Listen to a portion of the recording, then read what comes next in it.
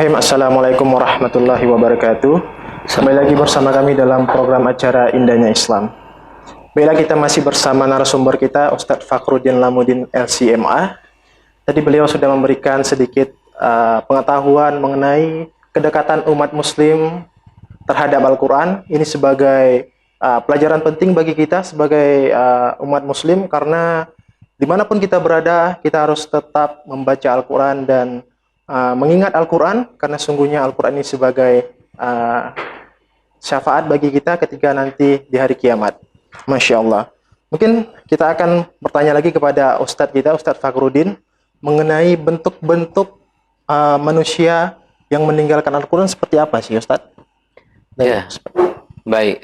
Terima kasih atas kesempatan berbagi di RGTV ini. Semoga selalu dapat bermanfaat bagi kita semua. Seperti yang sudah kita pernah menyampaikan bahwa Rasulullah SAW dalam surah Al-Furqan di ayat 30 pernah melapor kepada Allah Subhanahu Wa Taala akan kondisi umatnya terhadap Al-Quranul Karim. Wa qala ar-rasulu ya rabbi inna qaumi ittakhadhu hadzal qur'ana mahjura. Rasul yang dimaksud ayat di sini adalah Nabi Muhammad SAW. Nabi Muhammad SAW berkata, wahai Tuhanku, sesungguhnya umatku akan meninggalkan Al-Quran. Al-Imam Ibnu Qayyim rahimahullah ta'ala itu menyebutkan apa saja bentuk-bentuk daripada meninggalkan Al-Quran.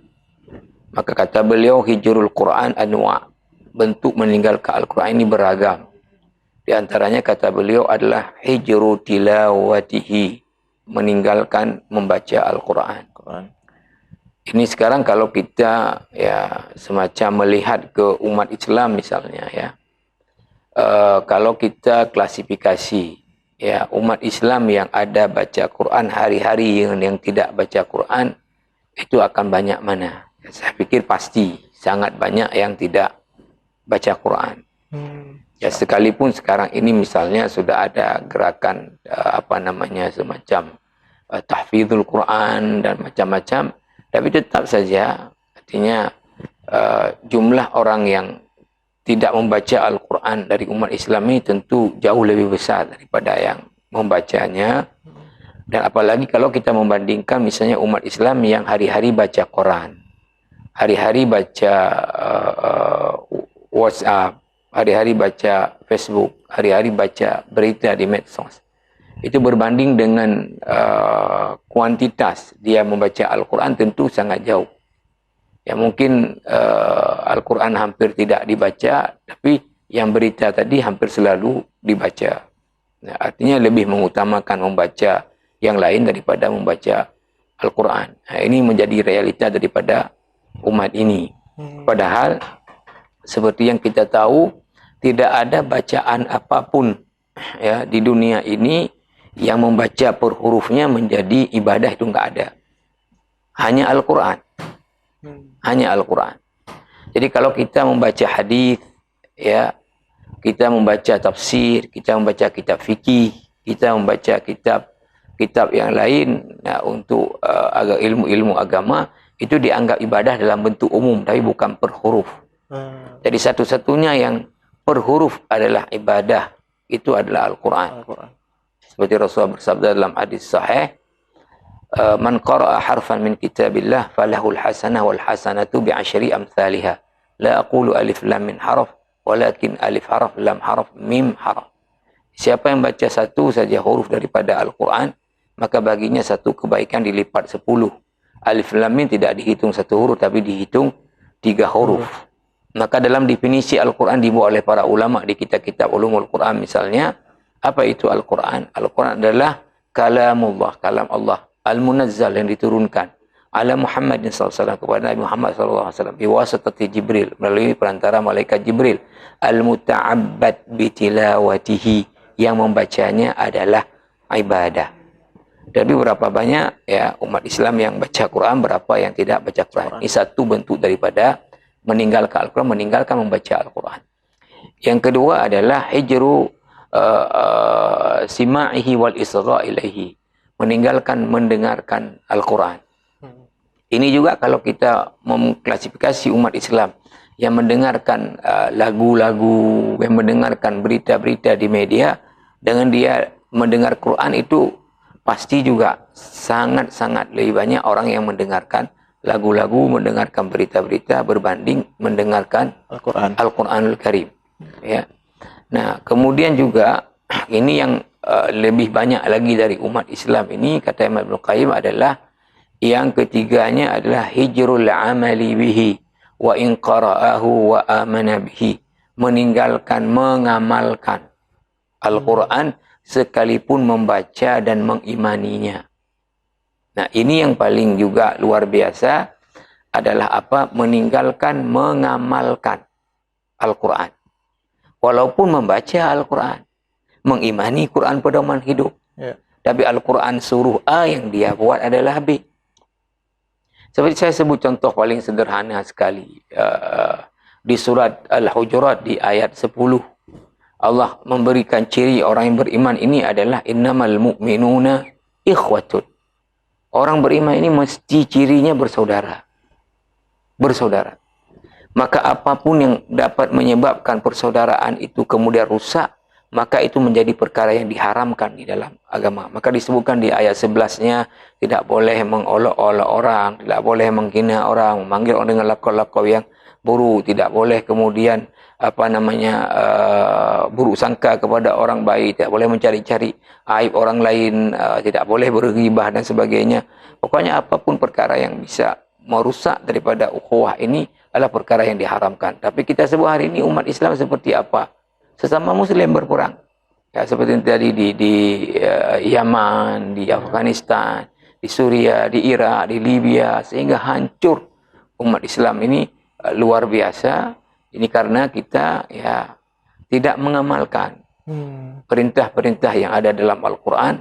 Padahal Al-Quran adalah pedoman hidup yang kalau kita mengamalkannya digaransi kita akan bahagia hidup dunia dan akhirat, digaransi tidak akan salah hidup kita di dunia dan di akhirat. Ini bentuk yang juga luar biasa oleh umat ini ditinggalkan mengamalkan Al-Quran. Maka di surah Al-Baqarah misalnya di ayat 121 Allah Subhanahu wa taala berfirman, alladzina atainahumul kitaba yatlunahu haqqa tilawatih. Orang-orang yang kami berikan kepada mereka Alkitab, mereka membacanya dengan membaca yang sebenar-benarnya. Sekalipun para ulama tafsir misalnya berbeda pendapat Alkitab di ayat ini Al-Baqarah 121 apa? Ada yang mengatakan ini Taurat karena dikaitkan dengan ayat sebelumnya. Tapi Qutadah mengatakan ini adalah Al-Quran. Sehingga Imam Al-Qurtubi mengatakan ayat ini umum dia. Ya, baik itu Taurat, baik itu Injil, baik itu Al-Quran. Ya, apa membaca Al-Quran dengan sebenar-benarnya adalah yaitu mengamalkan isi kandungan Al-Quran di dalam kehidupan. Itu arti membaca Al-Quran dengan sebenar-benarnya membaca. Jadi mohon maaf, membaca Al-Quran sebenar-benarnya itu bukan sekedar betul tajwidnya, betul makharijul hurufnya, sifatul hurufnya, tapi yang lebih penting adalah mengamalkan isi daripada kandungan Al-Quran. Nah, kemudian Imam Ibnu Qayyim juga melanjutkan lagi yang dimaksud dalam bentuk juga meninggalkan Al-Quran apa adalah hijru tadabbur ayatihi, ya, meninggalkan mentadabburkan ayat-ayat Al-Quran. Ya, banyak orang mungkin baca Al-Quran dengan suara yang begitu merdu dan sebagainya, tapi dia enggak paham apa isi yang dia baca itu. Maka saya kadang-kadang sedih ketika melihat ada, mohon maaf, ya, orang baca Al-Quran dengan suara yang luar biasa, kemudian dia tarik dengan lagu yang ini, tapi dia enggak tahu apa itu di dalamnya, itu enggak tahu. Ya, sehingga mohon maaf ada ayat-ayat yang sedih, dia tidak tampak ekspresi sedih di dia. Ya, ada ayat-ayat ancaman yang tidak nampak ada ekspresi apa-apa karena dia memang tidak paham. Ya, apa yang dia bacakan itu. Yang berikutnya juga adalah yang banyak ditinggalkan di negara-negara Islam adalah hijrut tahakum ilaihi, menjadikan Al-Quran sebagai landasan hukum. Ya, lebih banyak negara-negara Islam mohon maaf menjadikan hukum positif. Oleh istilah bahasa agama disebut dengan hukum wadai, hukum yang dibuat oleh manusia. Padahal Allah Subhanahu wa taala telah menurunkan kitab yaitu harus menjadi dustur, ya, undang-undang, harus menjadi pedoman, harus menjadi rujukan dalam kita menetapkan hukum. Maka di negara-negara Islam paling banyak itu tidak menjadikan Al-Quran sebagai pedoman, atau istilah bahasa lain, bukan hukum syariat yang diterapkan, tetapi hukum buatan manusia yang bahasa hukumnya disebut dengan hukum positif. Itulah yang dikedepankan, tidak hukumnya Allah Subhanahu wa taala. Nah, ini yang terakhir sekali kata beliau adalah apa? Hijrut tadawa bihi min amradil qulub, meninggalkan menjadikan Al-Quran sebagai penawar untuk atau obat untuk penyakit-penyakit hati, ya, penyakit-penyakit hati seperti hasad, dengki, kemudian apa namanya, keraguan-raguan dan sebagainya. Itu tidak dijadikan Al-Quran sebagai obat untuk penyakit-penyakit hati. Ini bentuk-bentuk daripada tadi meninggalkan Al-Quran yang disampaikan oleh Rasulullah kepada Allah Subhanahu wa taala di surat Al-Furqan di ayat 30-nya menurut Al-Imam Ibnu Qayyim rahimahullahu taala. Dan kita bisa melihat masing-masing diri kita seperti apa sebetulnya posisi kita ini dalam interaksi kita dengan Al-Quranul Karim. Mungkin demikian yang bisa saya. Masya Allah. Tapi kalau kita lihat nih Ustadz, saya ingin sedikit bertanya nih Ustadz ya.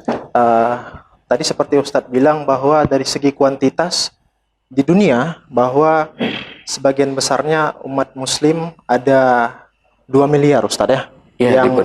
Yang diperkirakan segitu banyaknya Ustadz kalau dari segi kuantitas. Tapi kalau kita lihat dari segi kuantitas yang mencapai 2 miliar umat muslim, itu tidak seluruhnya bisa mengamalkan Al-Quran dalam kehidupan dia Ustadz.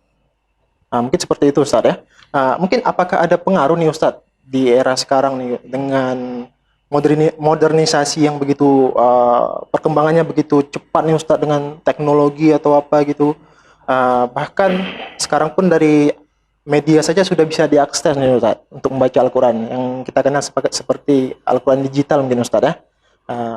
Ini masih banyak juga orang-orang yang sempat meninggal. Padahal dengan mudahnya dari handphone pun, dari teknologi pun kita sudah bisa membaca Al-Quran ya Ustadz. Kalau kita pergi kemana-mana Ustadz ya.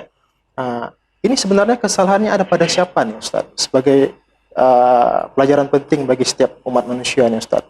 Apakah ada pengaruh dari era modernisasi sekarang Ustadz? Ya, sebetulnya semua itu ya kaitan erat sekali dia, pertama sekali ini ya, itu dengan nafsu ya. Dengan nafsu syahwat yang ada pada setiap manusia. Ini kaitan utamanya. Makanya Nabi SAW ketika mengatakan, kata Nabi, huffatil jannatu bil makarih wa huffatin nar bil syahawat.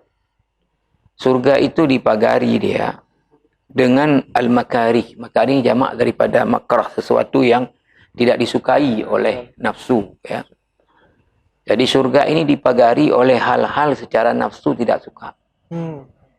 Sementara neraka dipagari dengan nafsu syahwat. Artinya kalau mau masuk surga mesti kita lawan hal-hal yang secara nafsu kita nggak suka. Betul. Nah, kalau kita berturut apa maunya nafsu, ya maka berarti neraka. Nah, ini yang sebab paling utama dulu, semua masalah ini muaranya ke sini. Nah, maka kalau ditanya tadi ada kaitan dengan modernisasi yang ada sekarang, perkembangan teknologi yang ada, ini kaitannya adalah bahwa ya, kehadiran teknologi informasi dan sebagainya ini selalu berusaha untuk kemudian mensinkronkan dengan nafsu manusia. Betul. Ya, dengan nafsu manusia. Maka makin maju daripada teknologi ini, makin sejalan dia dengan nafsu yang manusia. Tentu akan menggiring manusia yang tidak sadar ini untuk kemudian memperturut nafsunya ini, ya, sehingga tentu akan ini berimbas kepada tadi dia lebih suka mengakses yang enak-enak menurut jiwa, ya, berbanding dengan mengakses yang tidak enak, walaupun sekalipun misalnya seperti disebut tadi, membaca Al-Quran kan sudah lebih mudah sekarang. Ya, betul. Tapi membacanya yang nggak nyaman ketimbang baca yang pornografi. Betul. Ustaz, ini kan sejalan dengan nafsu. Ya, nafsu. Nah, maka Ya, seperti yang kita jalani sekarang ini ibadah puasa, itu kan seharusnya memang ya tadi semua kita kalau mau masuk syurga di awalnya harus lawan dulu hal-hal yang secara nafsu itu adalah berat. Tetapi nanti pada saatnya akan sampai kita bahwa akan nyaman kita dengan hal-hal yang itu adalah merupakan di awalnya tidak sejalan dengan nafsu syahwat yang ada pada kita. Artinya bagi banyak orang membaca Quran itu berat berbanding membaca yang lain. Tapi kalau dia sudah artinya membiasakan diri membaca Quran, justru nanti dia akan tidak enak kalau tidak baca Quran. Tapi untuk sampai ke level ini, dia harus paksakan diri dulu. Ya, paksakan diri. Semacam orang untuk kemudian tahajud dia di tengah malam, ini pada banyak orang berat. Karena jamnya jam enak tidur. Tapi bagi orang yang sudah memaksa dulu awal dirinya untuk tahajud, nanti dia malah nggak enak kalau nggak tahajud. Ini yang sudah orang on the track, artinya ya. Jadi kalau ditanya memang ada kaitan dengan kemajuan daripada teknologi dan kemajuan dan kemodernan ini terkait dengan umat ini meninggalkan tadi Al-Quran, sangat terkait. Karena kemajuan ini adalah tadi terus menambah fasilitas-fasilitas yang sejalan dengan nafsunya manusia. Ya, tentu manusia akan terus terbawa, dia tergiring kepada nafsu syahwatnya dengan itu. Nah, kecuali memang tadi dia bentengi dirinya dengan rem yang kuat. Inilah dia remnya, ialah iman. Ya, remnya adalah iman. Tapi kalau imannya tidak kuat, ya maka akan blong ya. Ya, kaitannya sangat erat dengan ini. Betul, ya. Masya Allah. Alhamdulillah. Baiklah pemirsa RBTV yang dimuliakan oleh Allah Subhanahu Wa Taala. Sebagaimana Allah Subhanahu Wa Taala berfirman, Quran surat Al-Qamar ayat 17, dan sesungguhnya telah kami mudahkan Al-Quran untuk pelajaran. Maka adakah orang yang mengambil pelajaran itu? Tetap bersama kami dalam program acara Indahnya Islam.